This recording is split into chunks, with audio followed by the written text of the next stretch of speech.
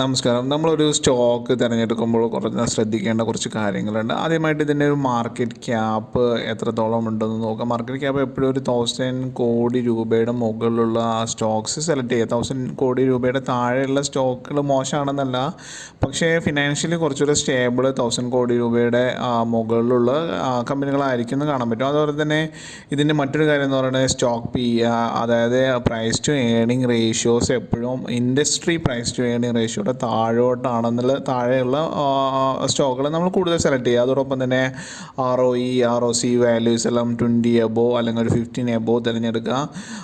അതോടൊപ്പം തന്നെ ഇവരുടെ പിന്നെന്താ പറയുക, ലയബിലിറ്റീസ് ഒരുപാടുണ്ടോ എന്ന് നോക്കുക. അതുപോലെ തന്നെ ഇതിൻ്റെ എന്താ പറയുക, പ്ലെഡ്ജ് ചെയ്തിട്ടുണ്ടോ, സ്റ്റോക്കുകൾ പ്ലെഡ്ജ് ചെയ്തിട്ടുണ്ടോ, ഉണ്ടെങ്കിൽ തന്നെ അത് എത്ര പെർസെൻറ്റേജോളം പ്ലെഡ്ജ് ചെയ്തിട്ടുണ്ട്. ഒരു 5% ബിലോ ആണെങ്കിൽ കുറച്ചുകൂടെ ഹെൽത്തി ആയിട്ടുള്ളതാണെന്ന് നമുക്ക് കാണാൻ പറ്റുന്നതാണ്. ഇനി ഇതുമായി ബന്ധപ്പെട്ട് മറ്റു കാര്യങ്ങൾ നോക്കുകയാണെങ്കിൽ ഇതിൻ്റെ ക്വാർട്ടർലി റിസൾട്ട്സ് ആണ്. ക്വാർട്ടർലി റിസൾട്ട്സ് എപ്പോഴും ലാസ്റ്റ് ക്വാർട്ടർ റിസൾട്ട്സ് അതിൻ്റെ പ്രീവിയസ് ഇയർ സെയിം ക്വാർട്ടർ റിസൾട്ട്സുടെ ബെറ്റർ ആയിരിക്കണം എന്ന് നോക്കുക. അതായത് സെപ്റ്റംബർ 2024 റിസൾട്ട് 2023 സെപ്റ്റംബർ റിസൾട്ടിലൂടെ ബെറ്റർ ആയിരിക്കണം. അതോടൊപ്പം തന്നെ സെയിൽസ്, അതുപോലെ തന്നെ ഓപ്പറേറ്റിംഗ് പ്രോഫിറ്റ് മാർജിൻ റേഷ്യോസ് കറക്റ്റാണോ നോക്കുക.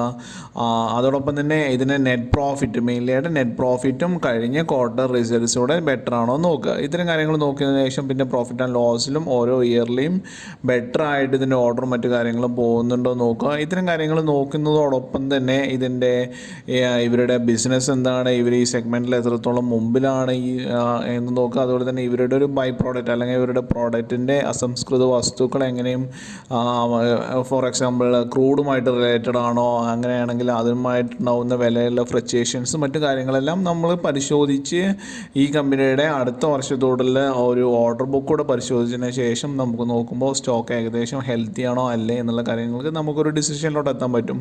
അപ്പോൾ ഇത്തരം കാര്യങ്ങളെല്ലാം നോക്കിയതിന് ശേഷം ഒരുവിധം സ്റ്റോക്കുകൾ കറക്റ്റാണെങ്കിൽ നമുക്ക് ധീരമായിട്ട് അതിലോട്ട് ഇൻവെസ്റ്റ് ചെയ്യാൻ പറ്റുന്നതാണ്. അത്തരത്തിലുള്ളൊരു പെർഫെക്റ്റ് ആയിട്ടുള്ള, ഓൾമോസ്റ്റ് ഒരു പെർഫെക്റ്റ് ആയിട്ടുള്ള ഒരു സ്റ്റോക്കിനെ പറ്റിയാണ് ഇന്നത്തെ വീഡിയോയിൽ നമ്മൾ സംസാരിക്കാൻ പോകുന്നത്. അപ്പോൾ ഇത്രയും നിങ്ങൾ കണ്ടതിൽ വെച്ചിട്ട് ഈ ഒരു വീഡിയോ ഇഷ്ടപ്പെടുകയാണെങ്കിൽ ലൈക്ക് ചെയ്യുക, അതോടൊപ്പം തന്നെ സബ്സ്ക്രൈബ് ചെയ്യുക. അപ്പോൾ ഇന്ന് നമ്മൾ പറയുന്ന കമ്പനിയുടെ പേര് എന്ന് പറയുന്നത് ഈ മുദ്ര എന്ന് പറഞ്ഞിട്ടുള്ള ഒരു കമ്പനിയാണ്. അപ്പോൾ നമുക്ക് എല്ലാവർക്കും അറിയാം, ബാങ്കിങ് റിലേറ്റഡ് ഡോക്യുമെൻറ്റ്സ് എല്ലാം സബ്മിറ്റ് ചെയ്യുമ്പോൾ ഇപ്പോൾ നമ്മളുടെ ഈ സിഗ്നേച്ചർ ചോദിക്കുന്നുണ്ടാവും. അപ്പോൾ ആ ഒരു പേജ് എത്തും. ആ സിഗ്നേച്ചർ ചെയ്തതിന് ശേഷമായിരിക്കും നമ്മൾ ഏറ്റവും ഫൈനൽ സ്റ്റേജിലോട്ട് എത്തുക. അപ്പോൾ ഇത്തരത്തിലുള്ള ഈ സിഗ്നേച്ചർ ചെയ്യുക. അതുപോലെ തന്നെ ഈ സെക്യൂരിറ്റീസ് റിലേറ്റഡ് ആയിട്ടുള്ള കമ്പനിയാണ്. കമ്പനിയുടെ പേര് ഈ മുദ്ര എന്നാണ്. ഈ മുദ്ര എന്ന് പറഞ്ഞിട്ടുള്ള കമ്പനി അവരുടെ IT സെക്ടേഴ്സുമായി ബന്ധപ്പെട്ടുള്ള കമ്പനിയാണ്. വളരെയധികം നല്ലൊരു ഫിനാൻഷ്യലി ഗ്രോത്ത് അവർ തന്നിരിക്കുകയാണ്. ഇനി ഇവരുടെ ജസ്റ്റ് അവരുടെ ഒരു ക്ലയൻറ്റ് ഇതെല്ലാം നോക്കുമ്പോൾ തന്നെ നമുക്കറിയാം, കാനൺസ്, TCS, ഇൻഫോസിസ്, മെഴ്സിഡസ് ബെൻസ്, ഫാബ്, ഷെൻഗർ, ടാറ്റ ടീം, ഇങ്ങനെ വലിയ വലിയ ഒരു കമ്പനികളായിട്ടുള്ളൊരു കസ്റ്റമേഴ്സുള്ളൊരു കമ്പനിയാണ്.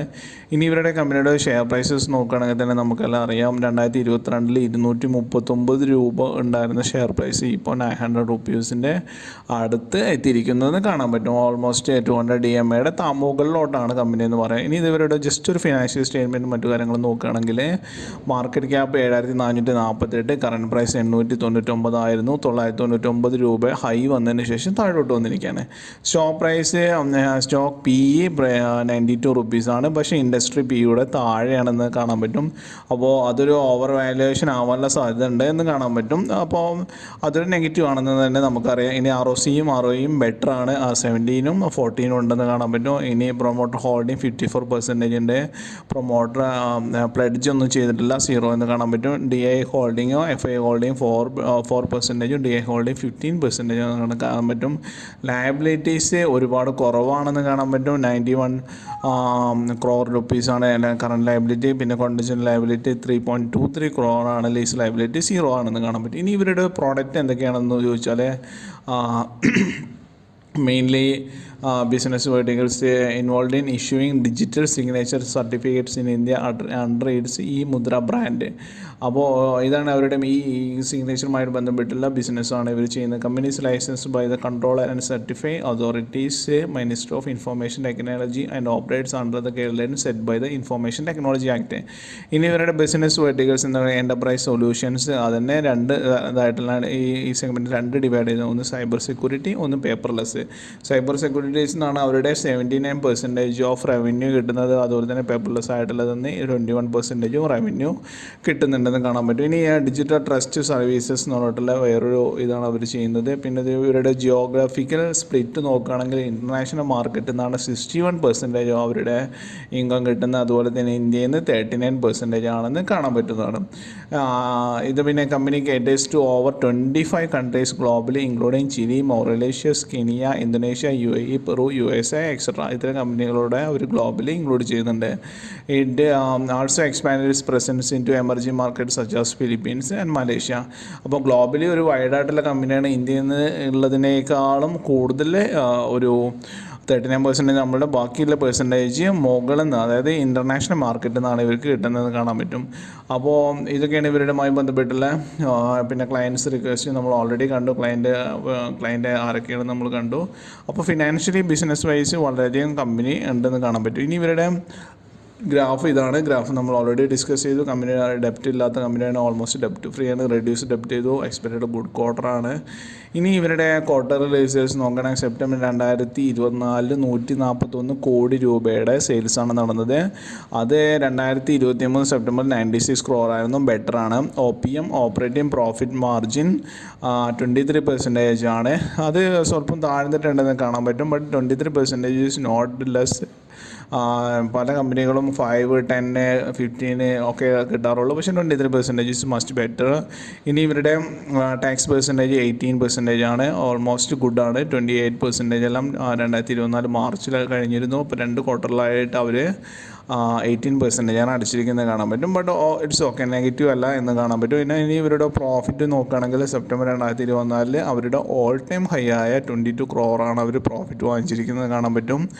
ഓപ്പറേറ്റിംഗ് പ്രോഫിറ്റ് ഇപ്രാവശ്യം മാർജിൻ കുറഞ്ഞതോടുകൂടി അടുത്ത പ്രാവശ്യത്തെ ഒരു ക്വാർട്ടറിൽ ചിലപ്പോൾ റിസൾട്ട്സ് പ്രോഫിറ്റ് സ്വല്പം താഴാൻ ചാൻസ് ഉണ്ടെന്ന് കാണാൻ പറ്റുന്നതാണ്. ഇനി ഇവരുടെ profit and loss yearly basis നോക്കുകയാണെങ്കിൽ 2024 മാർച്ചിൽ സെയിൽസ് 373 കോടിയായിരുന്നു. അത് ഓൾ ടൈം ഹൈ ആയിരുന്നു. ഓപ്പറേറ്റിംഗ് പ്രോഫിറ്റ് 29% ആയിരുന്നു, സ്വല്പം കുറഞ്ഞിട്ടുണ്ട് ഓപ്പറേറ്റിംഗ് പ്രോഫിറ്റ് എന്ന് കാണാൻ പറ്റും. ഇനി tax percentage 18%, net profit 76 crore, അത് അവരുടെ ഓൾ ടൈം ആണ്. ഇനി ഇത് ട്രെയിലിംഗ് 12 മന്തിൻ്റെ റിസൾട്ട് നോക്കുകയാണെങ്കിൽ, അതായത് ഇന്ന് ഡേറ്റ് മുതൽ കഴിഞ്ഞൊരു 12 മന്തിലെ റിസൾട്ട്സ് നോക്കുകയാണെങ്കിൽ 431 കോടി രൂപയായിട്ടുണ്ട്. സെയിൽസ് ഓൾ ടൈം ഹൈ ആയിട്ടുണ്ട്. Operating profit 117 all time high ആയിട്ടുണ്ട്. ഓപ്പറേറ്റിംഗ് പ്രോഫിറ്റ് സ്വല്പം കുറഞ്ഞിട്ടുണ്ട്, മാർജിൻ 27% ആയിട്ടുണ്ട് കാണാൻ പറ്റും. നെറ്റ് പ്രോഫിറ്റ് അവർ ഓൾറെഡി ഇപ്പോൾ 82 എത്തിയിട്ടുണ്ട്, അതായത് അവരുടെ ഒരു ഓൾ ടൈം ഹൈയിലോട്ട് എത്തിയിട്ടുണ്ടെന്ന് കാണാൻ പറ്റും. അപ്പോൾ ഇത്തരം കാര്യങ്ങളൊക്കെയാണ് ഇവരുമായി ബന്ധപ്പെട്ട് നോക്കുകയാണെങ്കിൽ. ഇനി ബോറോവിങ്സ് ലയബിലിറ്റീസ് 112 കോടിയോളം കാണിക്കുന്നുണ്ട് ഇതിനകത്ത്. ബട്ട് റിസർവ്സ് എല്ലാം 649 കോടി രൂപയുടെ റിസർവ്സ് ഉണ്ടെന്ന് കാണാൻ പറ്റും. മച്ച് ബെറ്ററാണ് ഇതെല്ലാം കാര്യങ്ങൾ നോക്കുമ്പോൾ. ഇനി ഇവരുടെ ഷെയർ ഹോൾഡിംഗ് മാർഡേഴ്സ് നമ്മൾ ഓൾറെഡി ഡിസ്കസ് ചെയ്തു. 54% പ്രൊമോട്ടറിൻ്റെ കയ്യിൽ തന്നെയാണ്. എന്താ പറയുക, FIAs ഗ്രാജുവലായിട്ട് അവരുടെ പെർസെൻറ്റേജ് കൂട്ടിക്കൊണ്ടിരിക്കുന്നുണ്ടെന്ന് കാണാൻ പറ്റും.